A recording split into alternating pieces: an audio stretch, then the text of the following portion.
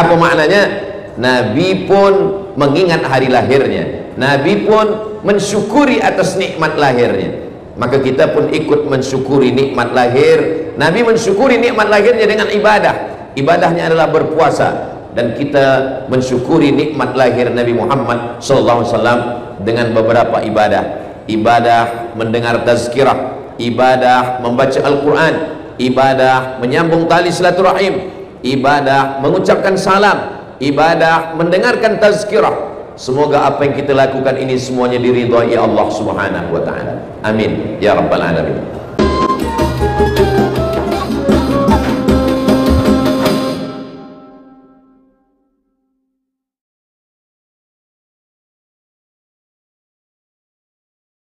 Assalamualaikum warahmatullahi wabarakatuh.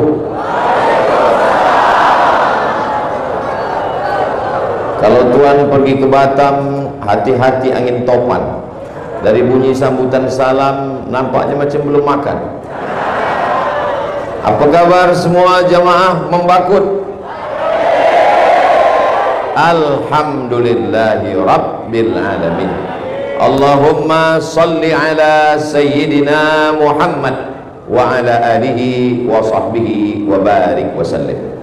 Kullu amrin zibalin, semua amal yang baik, walam yubda' bihamdillah, kalau tidak dimulai dengan ucapan pujian kepada Allah, fahuwa aqta', maka amal itu putus, tiada boleh dibawa sebagai bekal menghadap Allah Subhanahu wa ta'ala.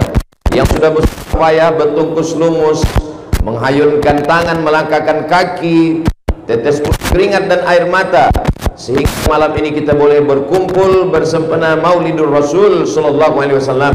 Kita ingin malam ini segala amal kita boleh menjadi bekal menghadap Allah Subhanahu wa taala.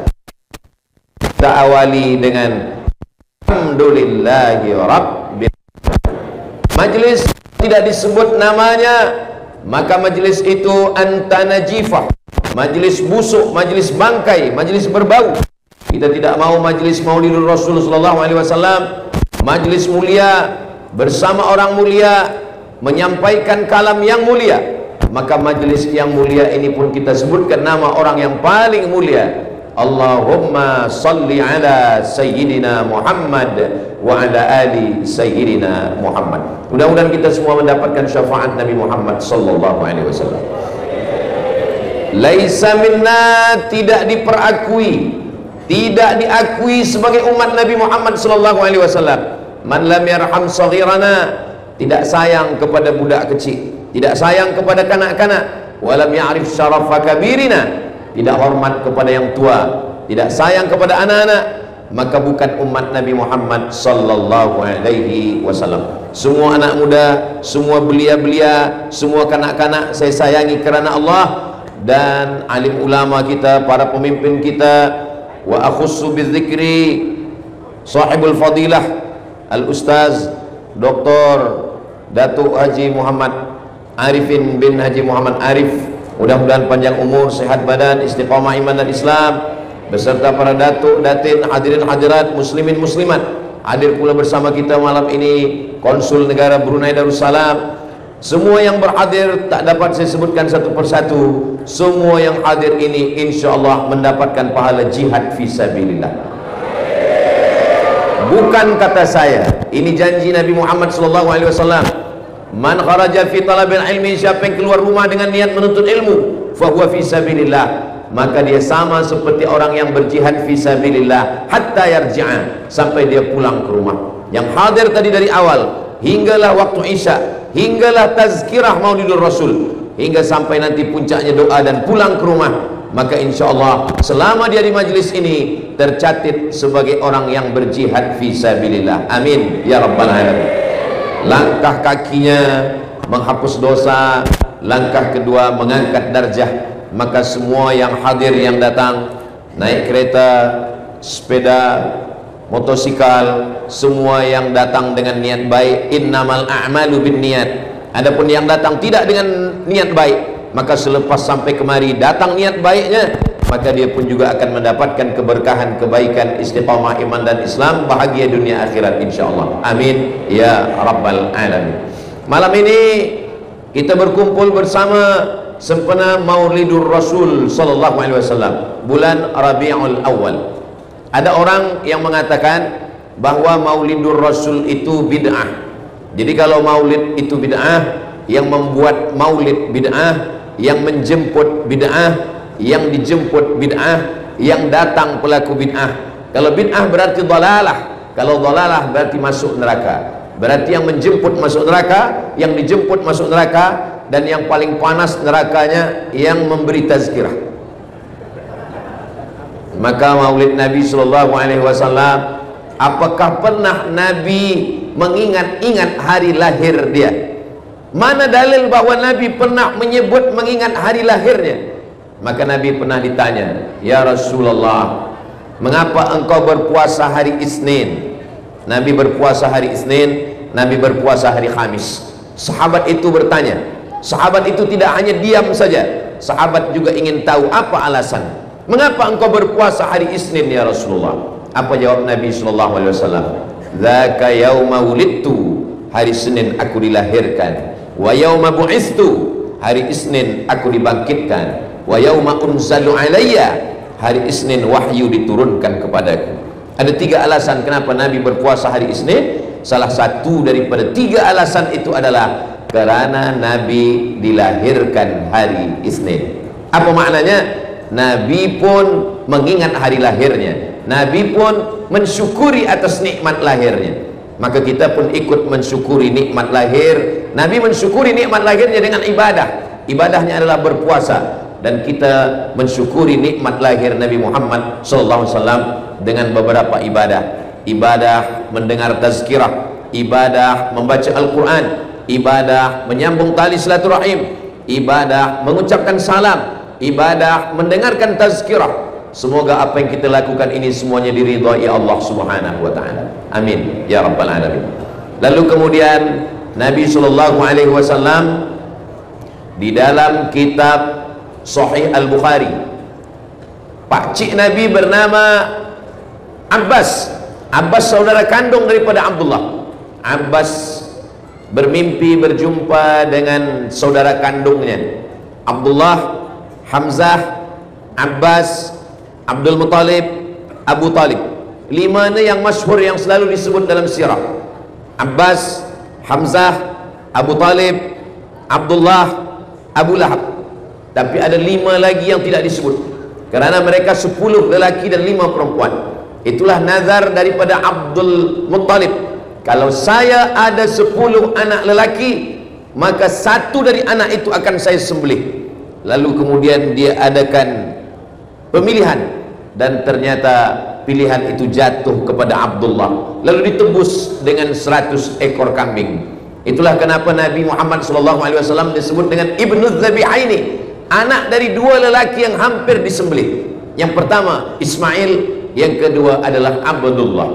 Maka Hamzah, Abbas, Abu Talib, Abdullah, Abu Lahab adalah saudara kandung, sama-sama anak daripada Abdul Muttalib. Selepas Abu Lahab meninggal dunia, maka Abbas, pakcik Nabi SAW, bermimpi. Dalam mimpinya dia berjumpa dengan Abu Lahab, disebutkan dalam kitab Sahih Al-Bukhari. Lalu kemudian Abbas bertanya, "Bagaimana kabar engkau di alam akhirat sana, wahai Abu Lahab?" Abu Lahab mengatakan, "Saya masuk neraka." Tidak ada ikhtilaf tentang Abu Lahab masuk neraka, beserta isinya, beserta istrinya, beserta amalnya, beserta hartanya. Satu surah khas untuk Abu Lahab, Tabbat yada abi lahabiw wa tab. Bagaimana dengan hartanya? Ma aghna anhu maluhu wa ma kasab. Abu Lahab hartanya, pekerjaannya. Tabbat yada abi lahabiw wa tab, ma aghna anhu maluhu wa ma kasab. Lalu kemudian dia pasti masuk neraka. Sayasla naran dzata lahab. Istrinya namanya Ummu Jamil. Wa mara'atuhu hammalatal hatab fi jidha hablum mim masad. Tapi kata Abu Lahab, khuffifa alayya fi kulli itsnain. Azab saya diringankan setiap hari Isnin li'itaqi Suwaibah, kerana saya membebaskan, memerdekakan budak perempuan bernama Suwaibah. Suwaibah adalah budak Abu Lahab. Abu Lahab mengatakan kepada Suwaibah, wahai Suwaibah, engkau jaga adik ipar saya yang sedang hamil. Nama adik iparnya itu adalah Aminah, istri daripada Abdullah. Nanti bila Aminah ini melahirkan anak, engkau bagikan kabar kepada saya, kata Abu Lahab. Lalu kemudian lahirlah anak yang ditunggu. Maka datanglah Suwaibah memberikan kabar, wahai Sayyidi, tuan saya Abu Lahab, Aminah sudah melahirkan anak. Maka kata Abu Lahab, anti hurrah, sejak hari ini, hari Isnin 12 Rabiul Awal, engkau tidak lagi menjadi budak, engkau bukan hamba saya, engkau saya bebaskan daripada perbudakan. Maka itulah kebahagiaan pertama dari seorang bernama Abdul Uzza. Abdu artinya hamba. Tuhan mereka Lata, Uzza, Manat, Hubal, Jibti, Taghut, Naham. Maka Abdul Uzza maknanya hamba Uzza, dan dia selalu dipanggil dengan Abu Lahab. Lahab artinya api yang menyala-nyala. Tabbat yada Abi Lahab, kerana dia sangat handsome, maka bila dia datang macam api yang menyala, maka dia dipanggil dengan Abu Lahab. Jadi kalau di Membakut ni ada orang sangat handsome tapi tak sembahyang, bolehlah dipanggil Abu Lahab. Ya Aba Lahab, wahai engkau seperti api yang menyala. Maka Hamzah, Abdullah, Abu Talib, Abbas, saudara kandung mereka semua. Lalu kemudian Abbas bertanya, kata Abu Lahab, saya masuk neraka, tapi azab saya diringankan setiap hari Isnin li'itaqi Suwaibah, kerana saya senang menyambut kelahiran Nabi Muhammad sallallahu alaihi wasallam. Ada seorang ulama bernama Al-Hafiz Al-Maqdisi. Mendengar riwayat dalam Sahih Al-Bukhari ini, Al-Hafiz Al-Maqdisi bersyair dengan 6 bait syair. Apa kata dia?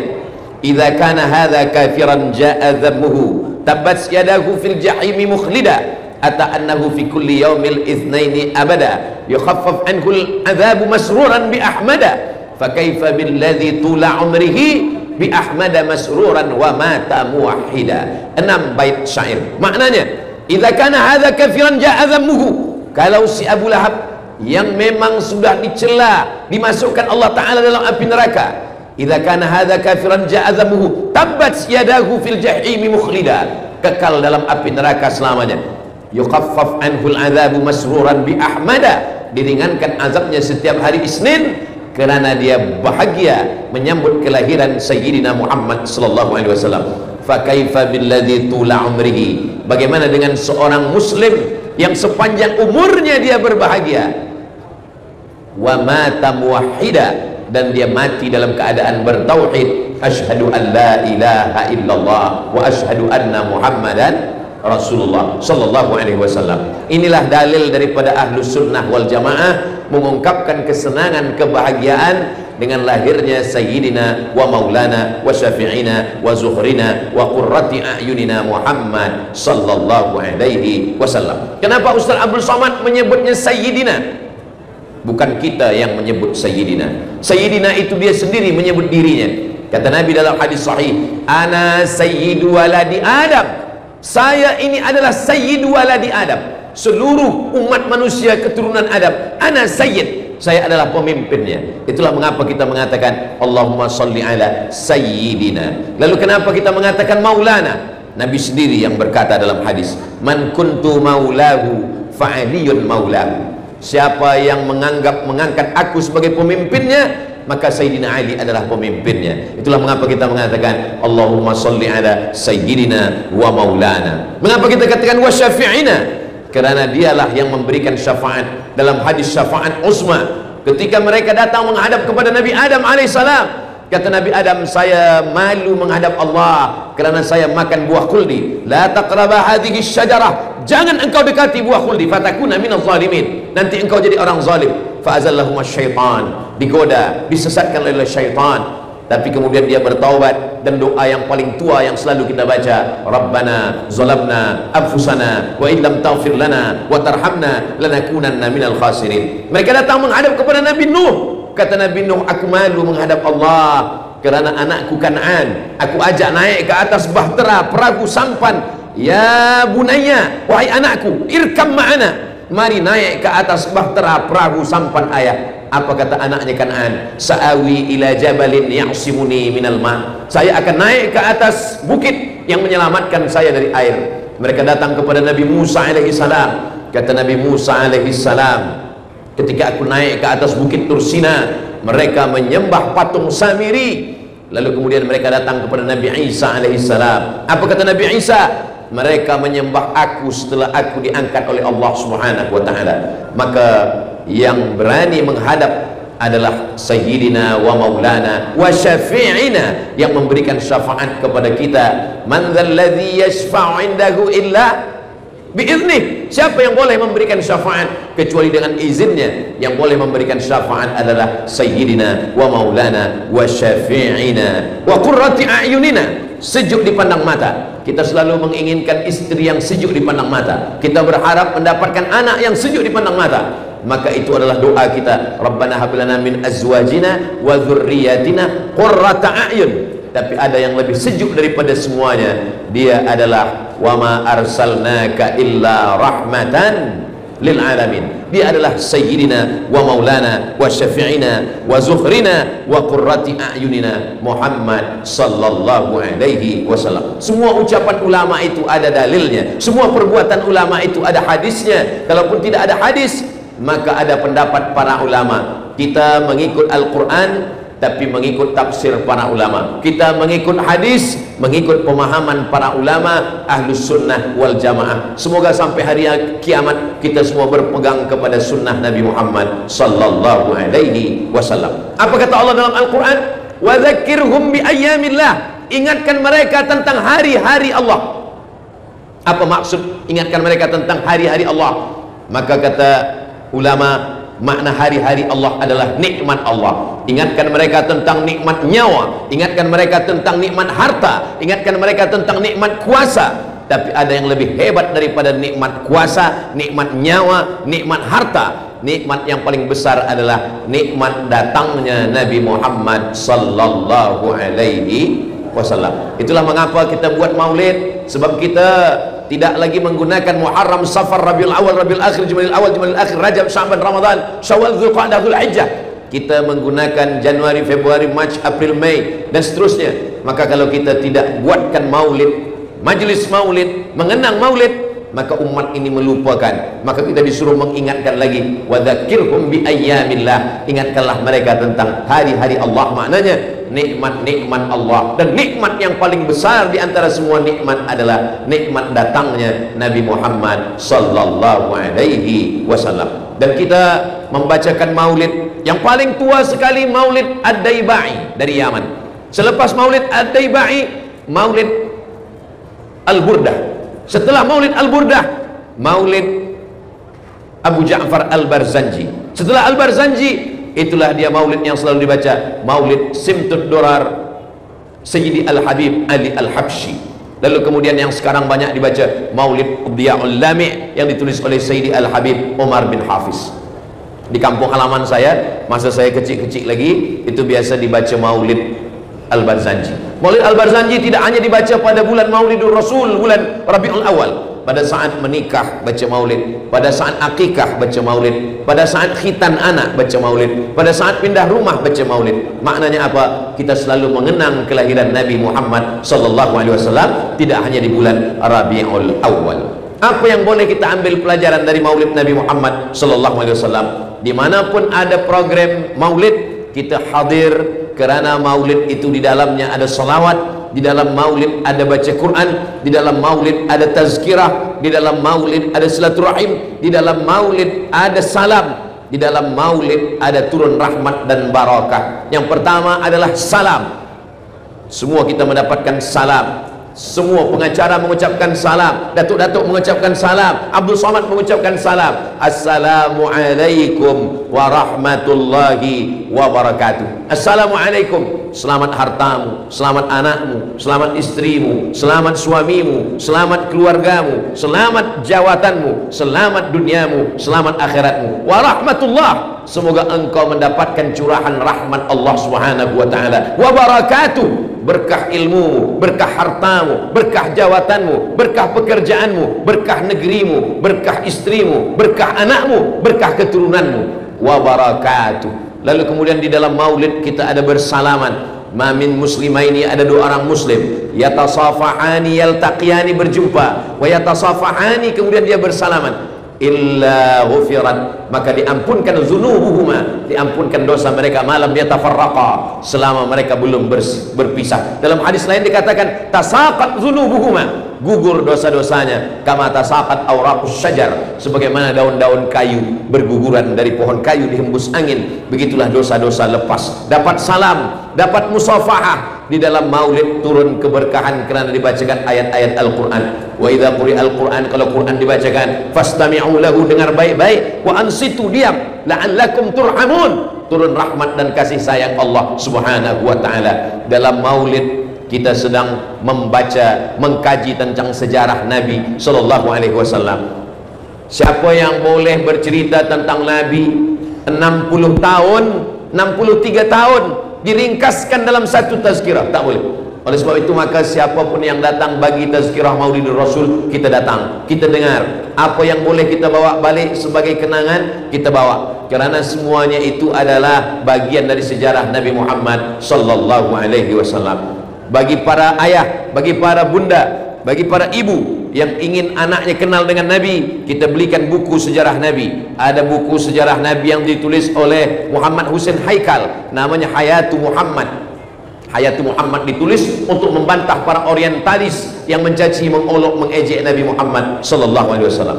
Ada buku sejarah Nabi yang paling tua yang ditulis, disebut dengan kitab Sirah Ibn Ishaq.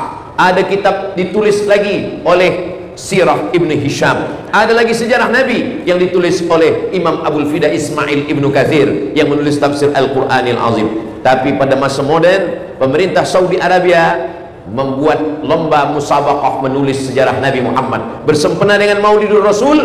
Maka Saudi Arabia pernah membuat lomba menulis biografi sejarah Nabi Muhammad sallallahu alaihi wasallam. 150 negara dari seluruh dunia ikut. Yang menang bukan dari Mesir, yang menang bukan dari Maghribi, yang menang bukan dari Yaman, yang menang bukan dari Saudi Arabia, yang menang dari Muslim minority dari India. Beliau bernama Syekh Safiur Rahman Al-Mubarak Furi. Nama kitabnya Ar-Rahiq Al-Maktum. Amat sangat baik kitab ini dibelikan, sudah diterjemah ke dalam bahasa Melayu, ke dalam bahasa Inggris, ke dalam berbagai macam bahasa dunia. Maka kita belikan bersempena dengan Maulidur Rasul, kita bagikan kepada anak-anak kita. Walaupun kita belum sempat membacanya, nanti bila kita mati, anak-anak kita membuka, dia tengok di dalam lemari kita ada sejarah Nabi. Mungkin tidak kita yang membaca, anak kita yang membaca, cucu kita yang akan mengkajinya, mengalir juga pahalanya untuk kita. Maka tidak ada ruginya memberikan hadiah bersempena dengan Maulidur Rasul, Maulid Nabi Muhammad sallallahu alaihi wasallam. Pada malam hari ini Al-Faqir Abdul Samad akan menyebutkan beberapa riwayat bahwa Nabi sallallahu alaihi wasallam itu kedatangannya adalah membangun dengan ilmu. Mana bukti bahwa Nabi Muhammad SAW itu membangun dengan ilmu? Yang pertama, ayat yang pertama kali turun adalah Iqra. Padahal ketika itu orang Arab tidak boleh membaca, mereka tidak menulis dan tidak membaca. Al-Quran bercerita tentang itu. Walladzi ba'atsa fil ummiyina rasulan minhum.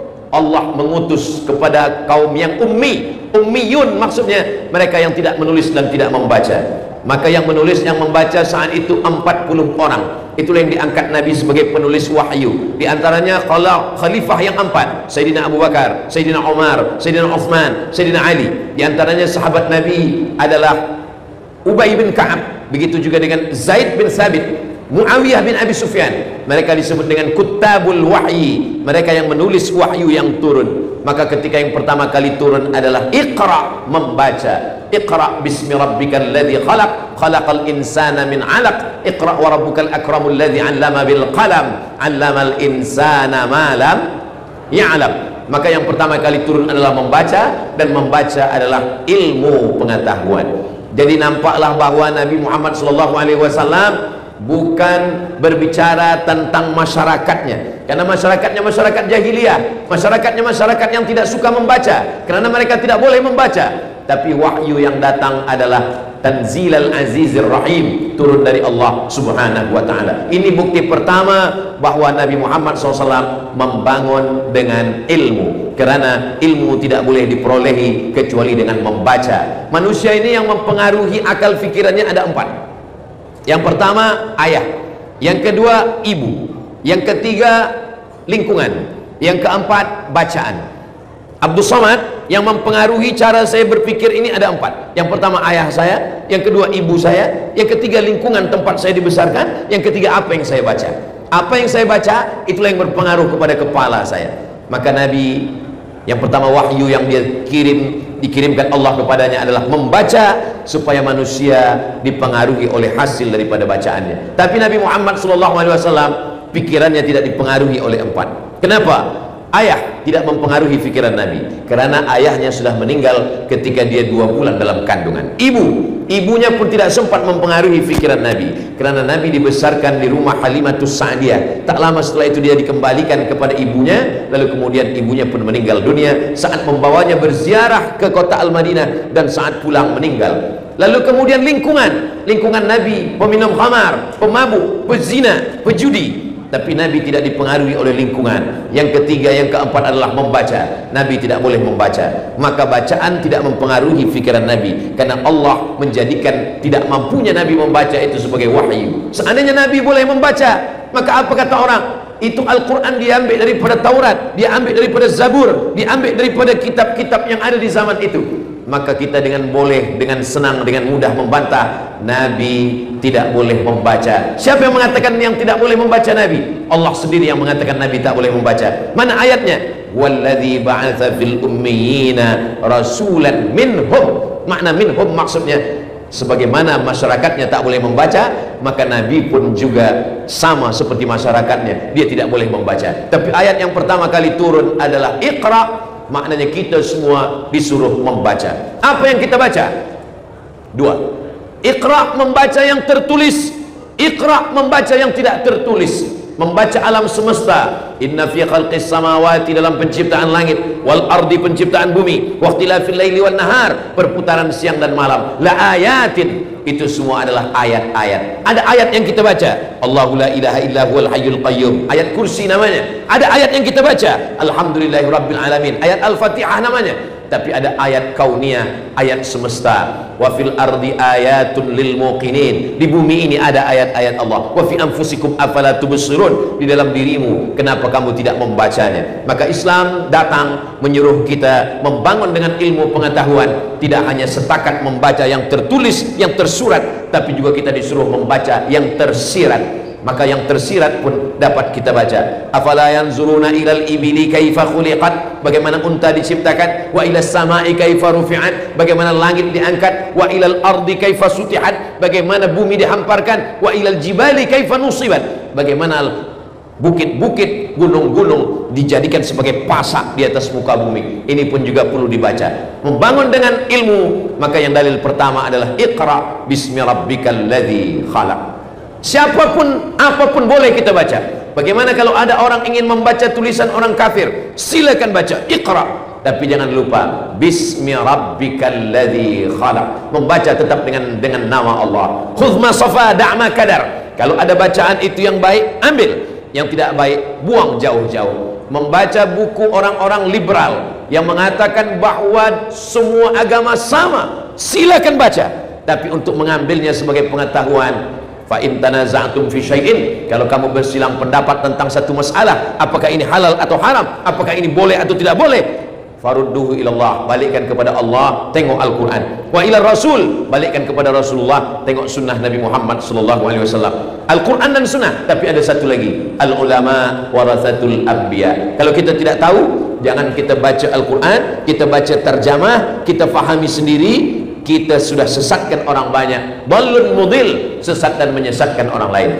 Al-Faqir Abdul Somad masih membaca Al-Quran, tapi membaca tafsir. Setiap subuh membacakan tafsir Jalalain yang ditulis oleh Imam Jalaluddin Al-Mahalli, Imam Jalaluddin As-Suyuti, kepada para pelajar-pelajar di pondok Ma'had Az-Zahra. Tetap membaca tafsir. Kalau tafsir masalah hukum hakam fiqh, baca tafsir Al-Jami' li Ahkamil Quran. Kalau tafsir tentang masalah riwayat-riwayat, maka baca tafsir Al-Quranil Azim Abul Fida Ismail Ibn Kathir. Kalau tafsir yang mengkaji tentang Alur Ra'yi, maka tafsir Al-Kabir Mafatihul Ghaib Imam Fakhruddin Ar-Razi. Tafsir tasawuf, maka di sana ada tafsir At-Tustari, Imam Sahal At-Tustari. Maka ini semua adalah kita mengambil pemahaman Al-Quran melalui pemahaman para ulama, karena kita tidak boleh memahami sendiri, karena kita bukan apa-apa dan bukan siapa-siapa. Yang pertama adalah Iqra, namun Iqra tetap dengan Bismi Rabbikal Ladzi Khalaq. Yang kedua, membangun dengan pengetahuan.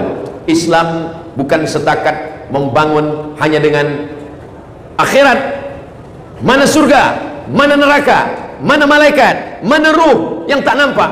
Tapi Islam mengajarkan kita tentang ilmu pengetahuan dengan meyakini yang nampak. Dengan itulah kita beriman kepada yang tak nampak. Contoh, idza qumtum ila shalah, kalau kamu mahu salat, faghsilu wujuhakum, basuh wajah kamu, wa aydiyakum ilal marafiq, membasuh tangan sampai ke siku, wamsahu bi ru'usikum, sapulah kepala kamu, wa arjulakum ilal ka'bain, kepala sampai telinga, wa arjulakum ilal ka'bain, kaki hingga sampai ke mata kaki. Saya pernah disoal, ditanya oleh jamaah, coba Ustaz bacakan ayat tentang wudu. Saya bacakan, idza qumtum ila sholati faghsilu wujuhakum wa aydiyakum ilal marafiq. Kenapa membasuh tangan sampai ke siku? Kenapa bunyi ayatnya tidak dari siku sampai ke hujung? Sedangkan kita biasa membasuh tangan dari siku sampai ke ujung, tapi bunyi ayat itu dari ujung jari hingga ke siku. Ustaz Abdul Somad, boleh saya tanya Ustaz? Kata saya boleh. Coba Ustaz bacakan ayat tentang wudu. Ila kuntum ila sholati faghsilu wujuhakum wa aydiyakum ilal marafiq, tangan hingga sampai ke siku. Lalu dia tanya balik ke saya, kenapa ayat itu mengatakan sampai ke siku? Kenapa bukan dari siku hingga ke ujung? Kata saya, awak jangan banyak tanya, nanti banyak tanya Bani Israel masuk neraka. Begitu caranya kalau gitu, tak boleh jawab. Rupanya yang bertanya ini seorang dokter. Kata dia, saya ini selalu operasi. Kalau saya nak mengoperasi membelah perut orang, saya basuh tangan saya, Ustaz Abdul Somad. Cara saya membasuh tangan saya macam yang ada dalam Quran yang Ustaz bacakan tadi. Kami basuh tangan kami dari ujung jari hingga ke siku. Sebab apa? Sebab kalau dari siku turun ke bawah, maka ujung jari air, maka segala kuman, bakteri, penyakit ada di ujung jari. Tapi bila kita basuh dari ujung sampai ke siku, maka bersihlah ujung jari kita. Kata saya, awak dah tahu kenapa tanya saya? Allah Subhanahu wa ta'ala menurunkan ayat Al-Quran, lalu kemudian kita berfikir dari yang nampak inilah kita akan beriman kepada yang tak nampak. Yang tak nampak malaikat, yang tak nampak ruh, yang tak nampak alam barzah, yang tak nampak surga, yang tak nampak neraka. Tapi kita menjadi beriman kepada yang tak nampak, karena sesuatu yang nampak, dari mana Nabi Muhammad tahu perkara ini? Padahal dia tak boleh membaca, dia tak boleh menulis. Dari situlah akan datang keimanan kepada Allah Subhanahu wa ta'ala, membangun dengan ilmu pengetahuan. Yang ketiga, bila kita baca Al-Quran, amma yatasaalun anin naba'il azim alladhi hum fihi mukhtalifun kalla saya'lamun thumma kalla saya'lamun alam naj'alil arda mihada, kami jadikan bumi ini terhampar. Ternyata bumi yang terhampar ini, di atas ini ada bumi lapisan bagian atas, sama seperti pentas tempat saya tegak berdiri, ada bagian atas, inilah dia hambal, ada karpet, dia bergoncang, dia bergoyang. Bagaimana supaya dia tidak bergoyang? Maka dia mesti dibagi paku. Pakunya itu adalah disebutkan dalam Al-Quran, Allah Subhanahu wa ta'ala, wal jibala autada, jibal, bukit-bukit, autada, sebagai pakunya. Maka sebagaimana kita letakkan kertas di tepi dinding, lalu kemudian datang angin kencang, kertas bergoyang kena angin, puting beliung, begitu jugalah bagian bumi bagian atas ini bergoyang. Lalu bagaimana supaya bumi ini tidak bergoncang? Dibuatkan Allah pakunya, wal jibala autada. Ternyata bila kita tengok ada gunung yang menjulang tinggi, sesungguhnya sepertiga yang di atas, 2/3 terhunjam ke dalam tanah. Nanti sampai masanya gunung-gunung ini akan tercabut. Gunung Merapi, gunung yang menjulang tinggi akan tercabut dari dalam tanah, akan naik ke atas. Allah Subhanahu wa ta'ala berfirman, wa takunul jibalu kal ihnil manfush, wa takunul jibal, gunung-gunung, bukit-bukit, kal ihni, seperti bulu kambing yang dihembus angin. Gunung berat, batu, besi, emas, ada semua di dalam. Lalu kemudian bulu kambing ringan, kita ambil bulu kambing, kita letakkan ke tapak tangan, kita hembus dengan angin yang sangat kuat, maka dia berterbangan. Allah Ta'ala mengatakan dalam Al-Quran, wa takunul jibalu kal'ihnil manfus, gunung-gunung akan datang pada hari nanti seperti bulu kambing yang dihembus angin.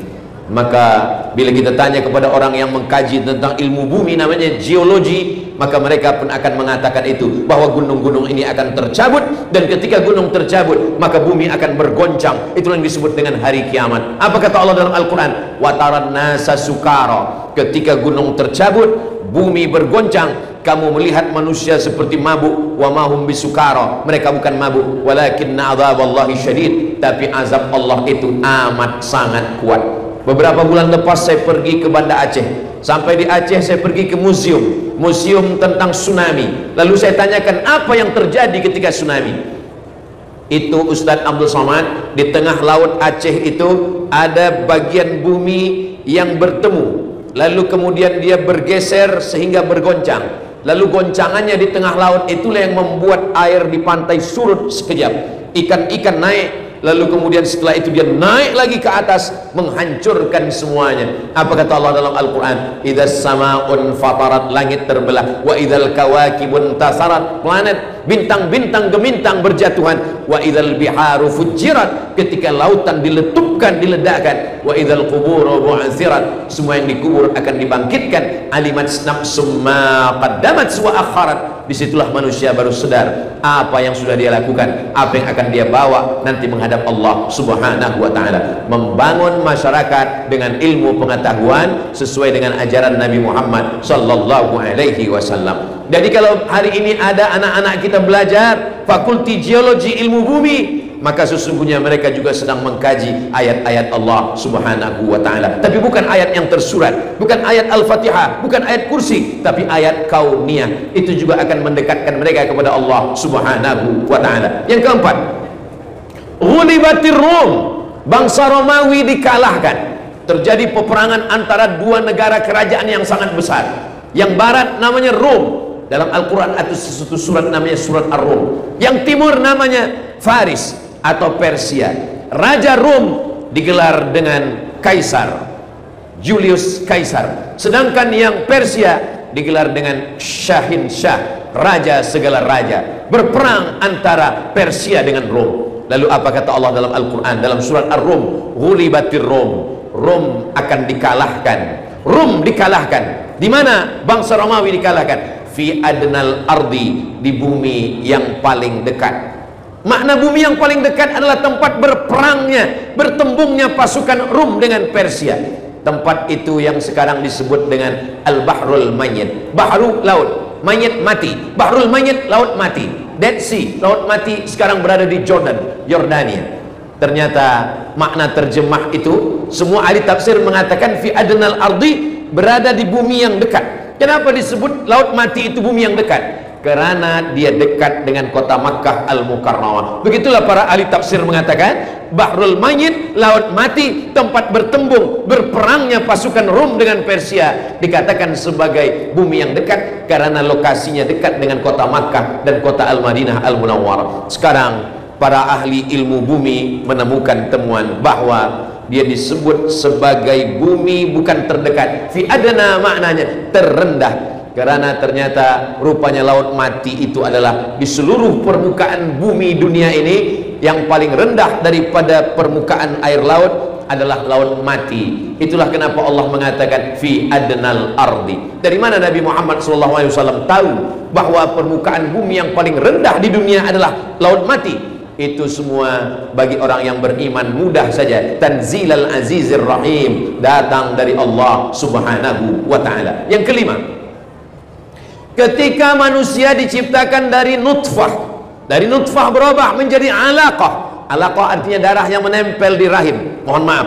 Lalu kemudian dari alaqah menjadi mudghah. Mudghah artinya segumpal, seketul, segenggam daging. Dari mudghah berubah menjadi izam, terbentuklah tulang. Fakasaunal izama lahma, tulang ini kami balut dengan daging. Dari air berubah menjadi darah, menjadi daging, daging menjadi tulang, tulang dibalut dengan daging. Thumma ansha'nahu khalqan akhar, lalu kami ciptakan dia makhluk yang baru. Fatabarakallahu ahsanul khaliqin. Maha suci Allah yang menciptakan sebaik-baik penciptaan. Dialah yang pencipta sebaik-baik penciptaan. Kebetulan dalam sebuah seminar saya bersama seorang doktor berdua. Saya membacakan ayatnya dan dokter ini membacakan menurut ilmu kedokteran. Kata si dokter ini berkata, namanya Dr. Alfian, Ustaz Abdul Somad, saya pernah menanyakan ayat ini kepada seorang profesor dari Amerika. Profesor, dalam kitab suci kami Al-Quran dikatakan bahwa manusia itu prosesnya 5. Dari nutfah berubah menjadi darah, berubah menjadi daging, berubah menjadi tulang, tulang dibalut daging, menjadi makhluk yang sempurna. Apa pendapat kamu tentang kitab suci saya yang bercerita tentang ini? Kata profesor dari Amerika itu, mungkin nabi kamu itu sudah punya mikroskop. Mereka tidak berpikir tentang Tuhan, mereka tidak berpikir tentang Jibril, mereka tidak berpikir tentang yang gaib, karena sulit, susah, payah bagi mereka untuk mempercayai itu. Tapi bagi kita senang saja.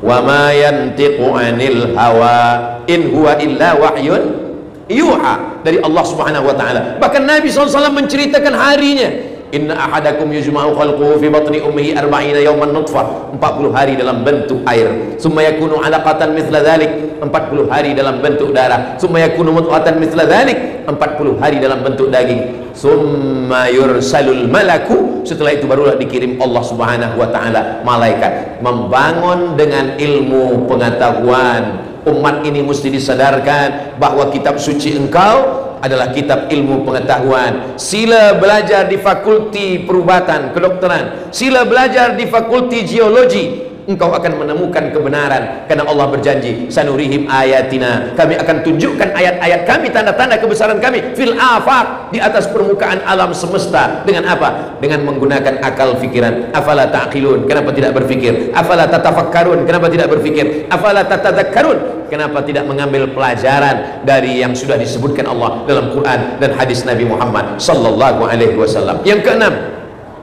inna fi khalqis samawati, dalam penciptaan langit, wal ardi, penciptaan bumi. Ketika orang berpikir tentang penciptaan langit, maka muncullah satu ilmu yang disebut dengan astronomi. Lalu kemudian ketika penciptaan bumi, muncullah satu ilmu yang disebut dengan ilmu geologi. Inna fi khalqis samawati wal ardi wa ikhtilafil laili wan nahar, perputaran siang dan malam, malam jadi siang, siang jadi malam, lalu berubah menjadi bulan-bulan, menjadi tahun-tahun, menjadi abad. Inna fi khalqis samawati wal ardi wa ikhtilafil laili wan nahari la ayat. Itu semua adalah ayat-ayat. Tapi Allah tidak mengatakan la ayat linnas, karena tidak semua manusia menjadikan itu sebagai ayat. Lalu itu bagi siapa? Liulil albab, bagi orang yang berakal dan berfikiran saja. Sebetulnya kita ini berpikir dengan hati atau dengan kepala? Maka tidak sepakat Imam Syafi'i dengan Imam Hanafi. Kata Imam Hanafi, berpikir itu dengan kepala. Itulah kenapa orang selalu mengatakan, saya sudah letih berpikir Ustaz, kepala saya ini sakit berpikir. Tapi kata Imam Syafi'i, menurut ayat Al-Quran, berpikir itu di hati. Mana dalilnya?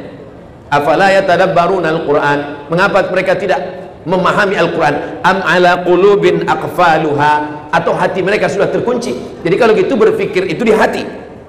Dalam ayat lain dikatakan, lahum qulubun la yafqahuna biha, mereka punya hati tapi tidak berpikir. Jadi kalau begitu berpikir itu bukan dengan kepala tapi dengan hati. Maka kedua-duanya benar. Imam Abu Hanifah benar berpikir dengan kepala, Imam Syafi'i pun benar berpikir dengan hati. Kenapa?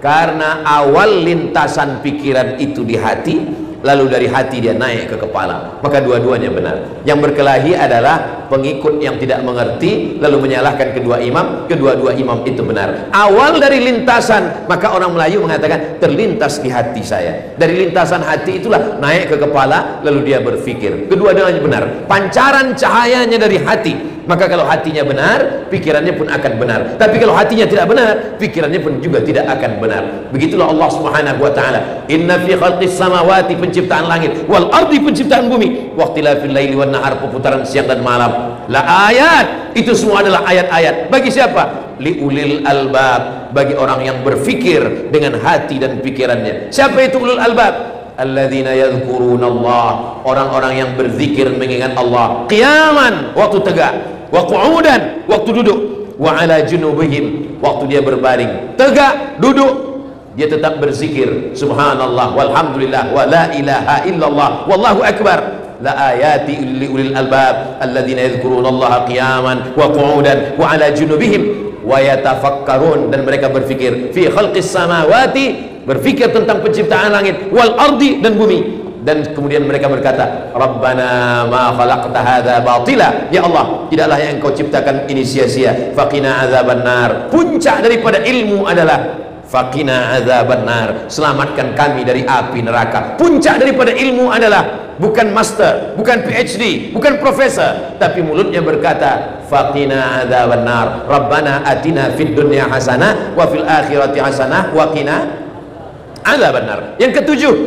Yang ketujuh adalah bahwa ketika Allah Subhanahu wa taala berfirman, Bapak Ibu, hadirin hadirat, encik puan-puan semua hafaz ayat ini. Nasiyatin kazibatin khati'ah. Nasiyatin, ubun-ubun, kepala bagian depan. Kalau budak baru lahir kita tengok ada bergerak di kepalanya. Nasiyatin, nasiyah, yang selalu kita sapu waktu berwuduk dalam mazhab Syafi'i. Nasiyatin, kepala, ubun-ubun. Kazibatin, pembohong. Khati'atin, pembuat dosa. Yang berbohong lidah, yang berbuat dosa tangan, yang berbuat dosa mata, yang berbuat dosa telinga, yang berbuat dosa kaki, yang berbuat dosa kemaluan. Tapi kenapa dalam ayat ini nasiyatin, kazibatin, khati'ah? Ternyata yang boleh menjawab ini adalah dokter spesialis otak. Saya duduk bersama, saya bacakan ayat, lalu dia membacakan ilmu pengetahuan, membangun dengan ilmu pengetahuan. Ustaz Abdul Somad, ternyata otak manusia ini terbagi kepada 4, kanan, kiri, hadapan, depan, dan belakang. Dan yang berfikir itu adalah yang depan, berfikir itu depan. Dan ketika Allah Subhanahu wa taala mengatakan nasiyatin kazibatin khati'ah, maknanya otak yang bagian depan berfikir, dan kalau dia kotor jahat, dialah yang khati'atin kazibatin, pembohong, pendusta, penjahat, pembuat dosa. Karena sesungguhnya yang memerintahkan semuanya adalah otak, akal, pikiran manusia. Dari mana dia datang? Dari darah. Darah yang naik ke otak. Dari mana darah datang? Darah datang dari jantung, menyembur, disemburkan oleh jantung. Jantung dapat darah dari mana? Jantung dapat darah dari makanan. Maka benarlah sabda Nabi SAW, ayyuma lahmin, setiap daging di badan, nabata min haramin, kalau tumbuh dari yang haram, fannaru aulabih, tempatnya api neraka. Atib mat'amak, jaga makananmu, takun mustajabad dakwah. Karena sepiring nasi yang kita makan berubah menjadi setetes darah. Darah masuk ke jantung, dari jantung naik ke kepala. Kepala kita menjadi kotor, kepala kita menjadi jahat, kepala kita menjadi pembohong, kepala kita menjadi penipu, mata menjadi jahat, telinga menjadi jahat, kaki menjadi jahat, melangkah ke tempat yang jahat. Kenapa? Karena fikiran, dan fikiran berawal dari makanan. Itulah mengapa dalam Islam dikatakan kulu, makanlah, min thayyibat, dari yang baik-baik. Anfiqu, berinfaklah, bersedekahlah, min thayyibat, dari yang baik-baik. Innallaha thayyibun, Allah maha baik. La yaqbalu illa thayyiban, Allah tidak menerima kecuali yang baik-baik saja. Yang kedelapan, ketika Nabi SAW sedang berdiri, datang Asi bin Wa'il. Kata Asi bin Wa'il, ya Muhammad, dia bawa tulang yang sudah kering. Ayuhyi rabbuka hadzal 'idhama ba'dama baliya wa ramma, apakah Tuhanmu boleh menghidupkan tulang yang sudah hancur ini? Nabi Muhammad diam. Datang malaikat Jibril membawakan jawaban. Qul, katakan ya Muhammad, yuhyiha alladhi ansha'aha awwala marrah wa huwa bikulli khalqin alim. Katakan kepada Asi bin Wa'il, kepada orang yang tidak percaya, bahwa setelah engkau mati, engkau hancur, dimakan cacing tanah, engkau akan hidup sekali lagi. Susahkah bagi Allah menghidupkan kita? Innama amruhu idza arada syai'an ay yaqula lahu kun fayakun. Ternyata dari ujung rambut sampai ke ujung kaki semuanya akan hancur. Rambut yang selama ini kita cuci, kita basuh dengan sampo termahal, rambutlah yang pertama kali lepas dari kulit kepala. Bola mata yang dipuji-puji suami istri, mata itulah yang pertama kali lepas dari tempatnya. Kuku yang dijaga dipelihara, kuku yang akan tercabut, lalu kemudian dimakan oleh cacing. tapi ada satu tulang yang tidak hancur, azmuz zanab, ujung tulang belakang. Lalu dari ujung tulang belakang itulah yang akan ditunjuk Allah Subhanahu wa taala, innama amruhu idza arada syai'an ay yaqula lahu kun fayakun. Kita masuk surga itu bukan ruh. Kalau masuk surga ruh, berarti kita mimpi masuk surga. Kita tidak mau mimpi masuk surga. Kita masuk surga beserta dengan jasad-jasad kita sekali. Kita akan kembali sempurna sedia kala seperti ciptaan Allah Subhanahu wa taala. Sekarang ada yang disebut dengan stem cell, bahwa sel bisa tumbuh kembali. Datang seorang dokter palang merah PMI yang membawa bantuan ke Palestina. Saya bersama seminar dengan beliau. Ustaz Abdul Somad, di dalam badan kita ini ada sel yang kalau saya pasangkan dia boleh tumbuh balik. Dia tunjukkan pada saya video tentang seorang pembantu dia yang kakinya sudah dipotong karena penyakit gula, diabetes. Lalu kemudian dilekatkan sel ini, maka daging yang sudah membusuk tadi menjadi tumbuh kembali. Begitulah nanti daging-daging kita yang sudah hancur akan tumbuh kembali. Dengan yang nampak maka menjadi beriman kepada yang tak nampak, dengan yang ada menjadi beriman kepada yang tidak ada.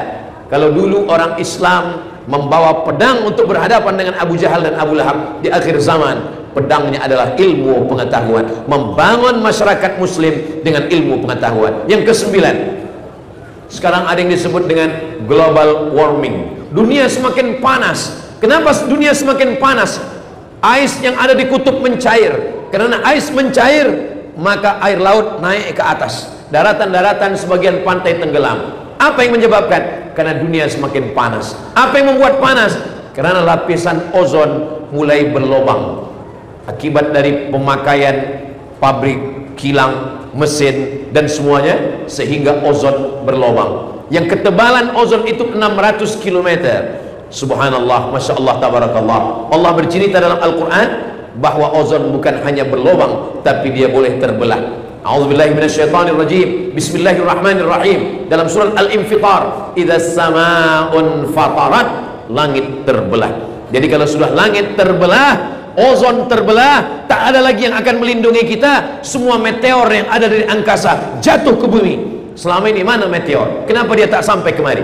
Karena dia ditapis oleh ozon. Tapi bila ozon ini terbelah, uap panas yang ada dari atas turun ke kita. Sedangkan sekarang dia berlubang sedikit saja kita panasnya. Na'udzubillah. Bagaimana di akhir zaman? Tapi Allah Maha Sayang, yang merasakan fitnah akhir zaman hanya orang kafir saja. Hari kiamat itu tidak dirasakan orang beriman, karena datang uap sejuk, orang yang beriman meninggal semua. Itulah kenapa sebelum salam kita minta perlindungan dari 5. Allahumma inni a'udzubika min adzabi jahannam, wa min adzabil qabri, wa min fitnatil mahya wal mamat, wa min syarri fitnatil masihid dajjal. 5. Maka yang dimaksud dengan fitnatil mahya, ketika ozon itu terbelah dan semua manusia kepanasan terbakar, kita tidak merasakan karena kita mati sebelum itu. Mudah-mudahan kita diselamatkan daripada kesusahan hari kiamat, insyaallah. Yang last sekali, yang ke-10 adalah bahwa Allah Subhanahu wa taala menunjukkan ke alam semesta sekarang yang katanya tak percaya kepada yang tak nampak, ruh.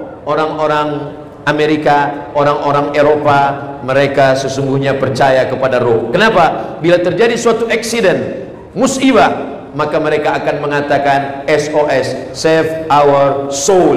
Mereka tidak mengatakan badan, tapi soul. Soul adalah ruh. Maka sesungguhnya mereka percaya kepada ruh. Bahwa sekarang mereka tidak percaya kepada ruh. Mereka menantang, mana Tuhan, mana malaikat, mana akhirat. Tapi dalam lubuk hati yang paling dalam, sesungguhnya mereka percaya kepada yang tidak nampak. Seorang ateis, dia tegak di atas mimbar, Imam Hanafi ada di bawah. Lalu dia menantang Imam Hanafi, wahai Hanafi, kalau memang betul Tuhanmu itu ada, apa kerja dia sekarang? Semua yang ada di alam ini bekerja. Kalau memang Tuhanmu ada, apa kerja dia sekarang? Imam Hanafi berkata, boleh saya naik ke atas mimbar?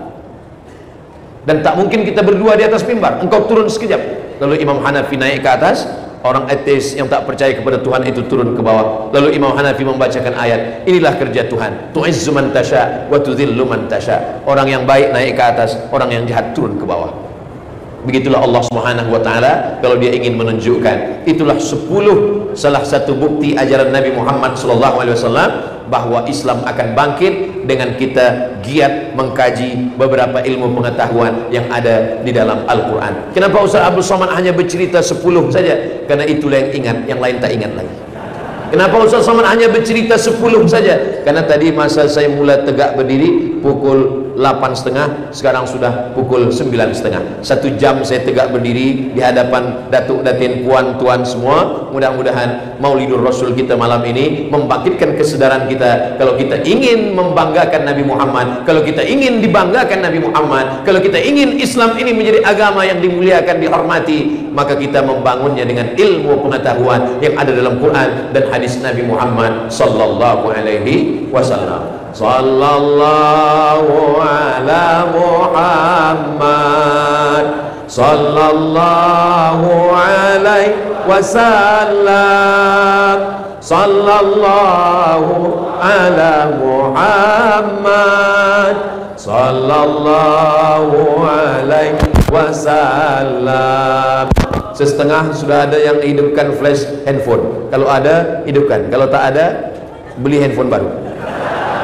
Sallallahu ala Muhammad sallallahu alaihi wasallam. Sallallahu ala Muhammad sallallahu alaihi wasallam. Ya Nabi salam alaika, ya Rasul salam alaika, ya Habibi salam alaika, salawatullah alaika. Allahumma salli ala Sayyidina Muhammad. Apapun program maulid, baik di bulan Rabiul Awal walaupun nanti sudah keluar Rabiul Awal, datang. Sebab di dalam maulid kita berselawat, man shalla alayya salatan, siapa yang berselawat 1 kali, sallallahu alaihi biha asyra, Allah balas 10 kebaikan, wa hutat anhu asyra sayyi'at, ditutupi Allah 10 kesalahan, wa rufi'at lahu asyra darajat, diangkat 10 darajah tingkatan kemuliaan. Itulah yang dapat disampaikan oleh Al-Faqir Abdul Somad. Yang baik datang dari Allah, yang tak baik dari hamba Allah yang dhaif. Aqulu qawli hadza astaghfirullah li wa lakum. Tahniah Maulidur Rasul sallallahu alaihi wasallam. Terima kasih. Saya tutup dengan pantun penutup, menangkap puyuh di Bukit Selasih. Thank you dan terima kasih. Assalamualaikum warahmatullahi wabarakatuh. الله بها يا الله بها يا الله بحسن الخاتمة ويا أيها الرجل منه شفاعة صلوا عليه وسلموا تسليما.